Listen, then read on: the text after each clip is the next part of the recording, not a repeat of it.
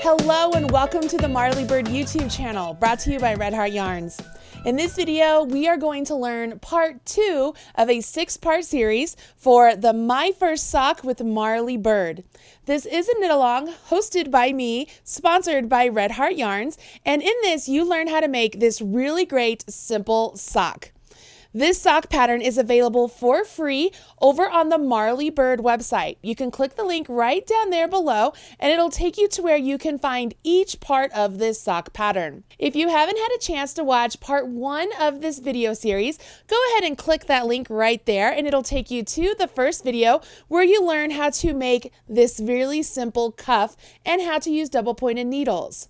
This is very important that you have done this in order to proceed with this video, because in this video, we will learn to make the leg of the sock pattern. Along with learning how to make the leg of the sock pattern, I'm going to talk to you about how to really take this sock pattern that we have been working on and change it to make it your own. How to use this sock pattern more like a recipe. And as always, if you've enjoyed this video, don't forget to smash that like button. Okay, gather your homework, join me back here, and let's get started on the leg of this really great sock.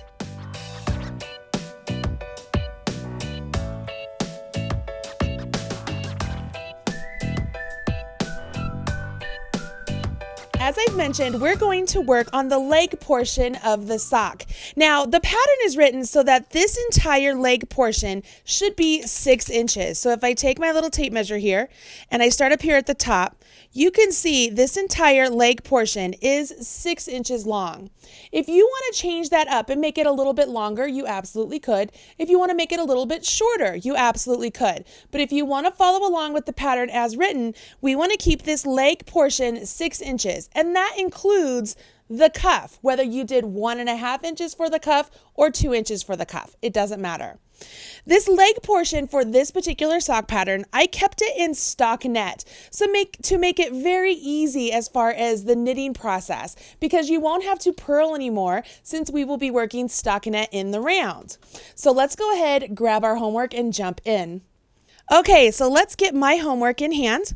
I will go ahead and pick up my homework, and I've done my cuff for 1.5 inches, and I'm ready to start working in the stockinette stitch. So I will go ahead and place the yarn in my right hand if I'm going to throw, and I will take my spare needle and begin to just knit all of the stitches. I do want to make sure that as I knit, I'm still really pulling that first stitch nice and tight. And I want to make sure I do the same thing with the next stitch.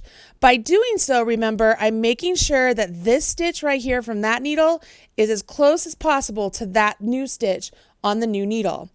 Then I just go ahead and I knit to the end of this needle, and I will rotate my needles. Now, after last week's video, some of you in the Facebook group mentioned you thought when I said rotate clockwise, that meant you needed to knit clockwise, which is not the case. I want to make sure you all know all I was saying was you need to rotate your needles clockwise if you are knitting right-handed. Let me show you what I mean.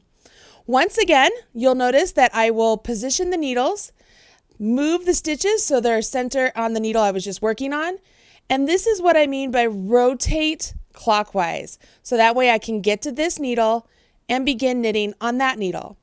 Now I will hold my yarn in my left hand. I'm still knitting right-handed, but I'm holding my yarn in my left hand as if continental. So that way those of you who are continental can see how this is done as well.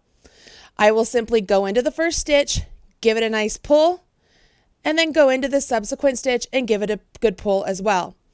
After that, I go ahead and I get down to the end of the row, just knitting all the way.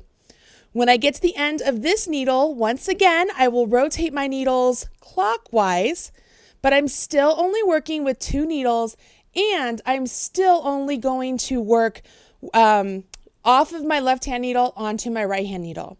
So here we go. I'm going to position my needle, move the stitches to the center, and rotate clockwise.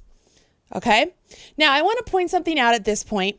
As you've been working along through your cuff, you've probably been trying to position your needles in such a way that works good for you. And if you have a rhythm down, great. Disregard anything I'm getting ready to say. But if you're still looking for a way to hold your needles so that they are comfortable for you, let me show you how I hold my needles and how I make sure they're positioned as I'm working with them, because maybe it's something that you would like as well. One thing I want you to notice is that the needle I'm getting ready to work onto, this would be my left-hand needle, it is resting on top of this needle over here to the left, and it's on top of this needle over here to the right.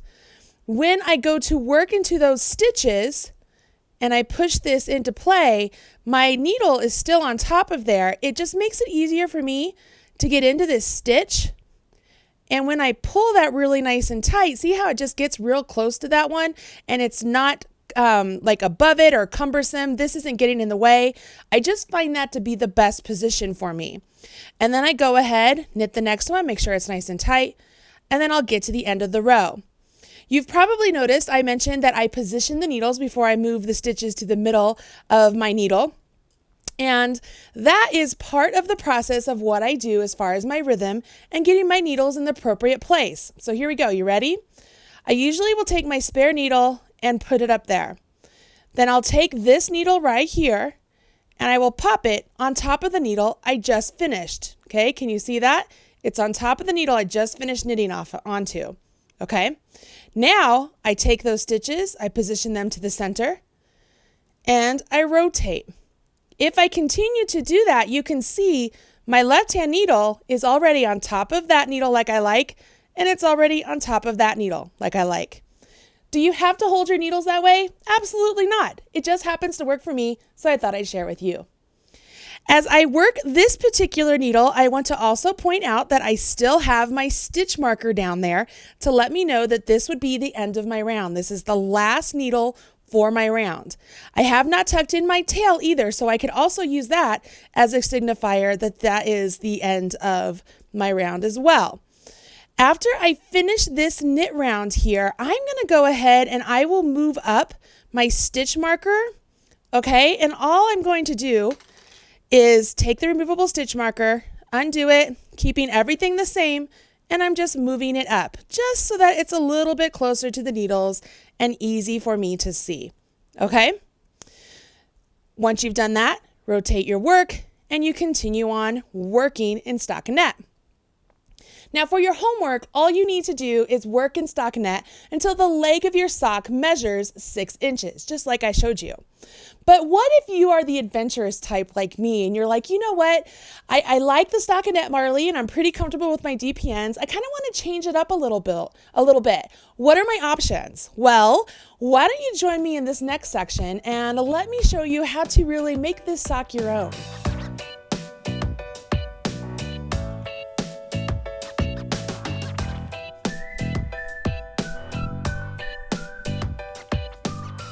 Okay, I'm so happy many of you are the adventurous types like me and you want to know how to really take this pattern and make it your own. Well, let's start off with part 1. Part 1 for us was this really great cuff, really simple, and using the gauge that I gave you and some simple instructions for knit 1, purl 1 ribbing, whether you did 48 stitches or 64 stitches, you have a good like pie crust, okay? So let's use this as like just a staple, real simple pie crust beginning. Now we get to decide what kind of filling do we want to put into our pie? What kind of stitch pattern or color work or whatever we want to do we want to do in our pie crust on top of our cuff? Well, that's really where things get fun. You can go ahead and keep this in stockinette like I showed you, or you could do stockinette and maybe do some stripes, do some color work right here. So in this one, I have a cuff that was just like my homework right here. And then I changed colors. So I was using linen and I went to suede, went back to linen, went to suede, went back to linen, went back to suede. And so I still did stockinette, but I just changed colors every 7 rows until I got to the 6 inches, okay? I could have changed colors every 5 rows. I could have changed colors every 8 rows. It doesn't matter. The point here is that I just made it a little bit more interesting for me. If I didn't want to do stockinette or didn't do striping color work, maybe I want to do stockinette, but I just want to make the leg a different color. I could do the ribbing in one color. I can make the leg a different color. And then as we get to the next parts, we could do the heel flap at a different color, the gusset and the foot a different color, the toe a different color. Like, you have options. So you don't have to make the entire sock one solid color like this. You could really break it up as you want to.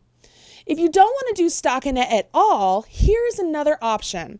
So this one here is just like what you've been doing, except instead of stopping at 1.5 inches or 2 inches, I continued with my ribbing.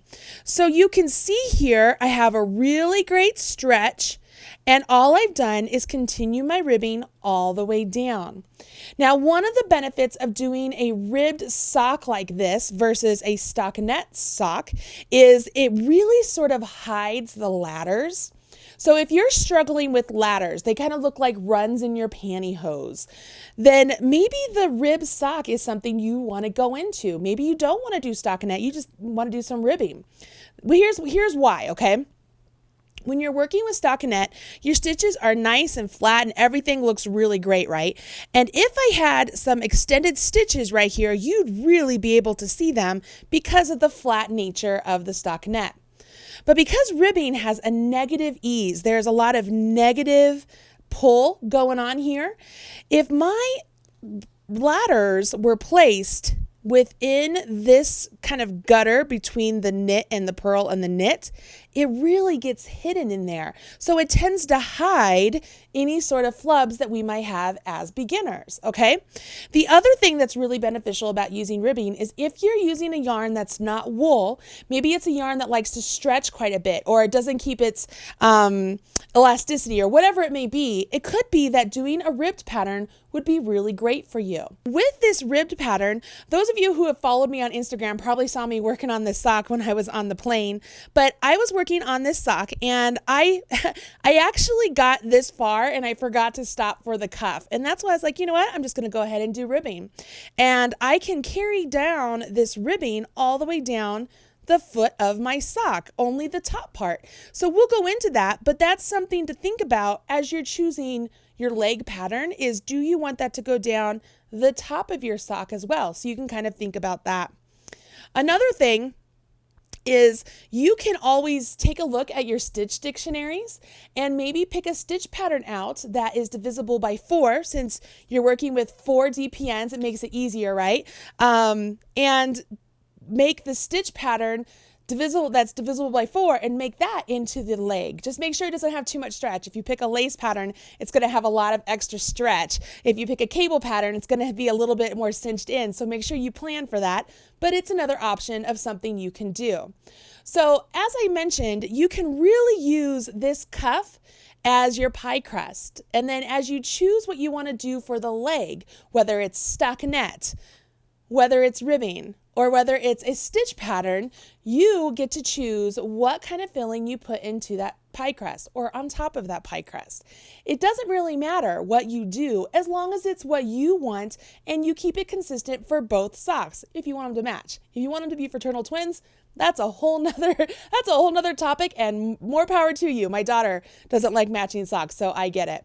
Let's see. So that's really one way that you could really make the socks your own by still using this particular pattern that we're talking about, working 6 inches total, but maybe you do stripes. Maybe you do ribbing.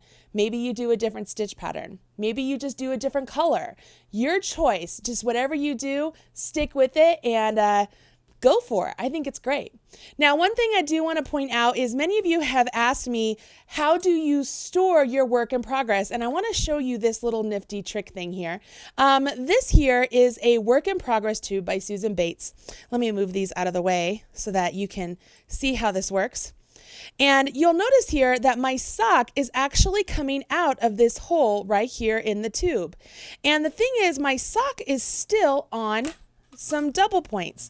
So as I open this tube up, you can see that my double points are in the tube. Here's my extra double point right there. So there's my 5th needle. And then my other 4 needles are right here on the toe of my sock. You see that? And so if I want to store this, all I do is I take those double points, I put them into the work in progress tube, make sure my work in progress is coming out that slit, take the other end and cinch it up. And I have a nice little tube that keeps everything really nice and secure, right? It keeps it really great. So these little tubes are available at redheart.com. I'll make sure I put a link right down there in the video description box, as always. But if you're interested in checking these out, these are really super duper helpful, okay?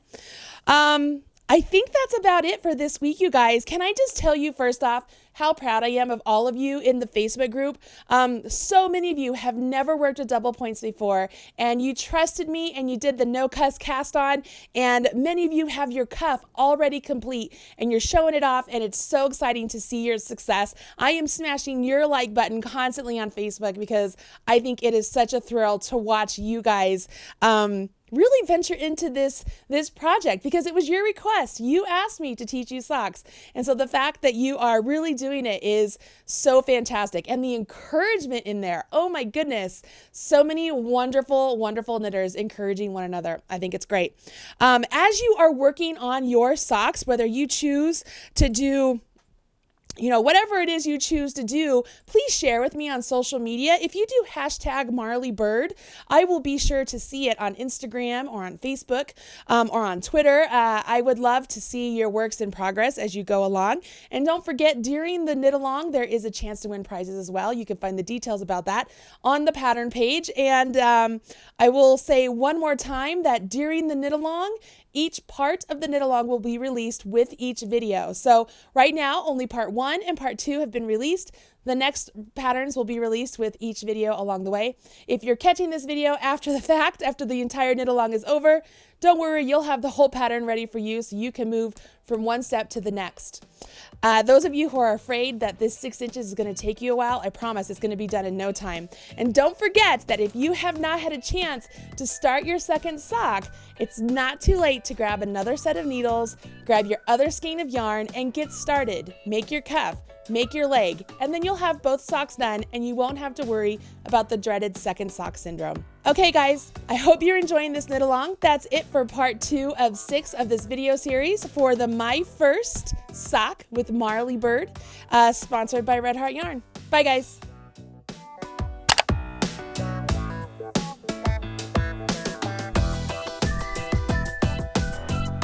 Everything you need to know about knitting or crochet can be found right here on the Marley Bird YouTube channel. Learn with Marley Bird. Visit youtube.com/Marley Bird.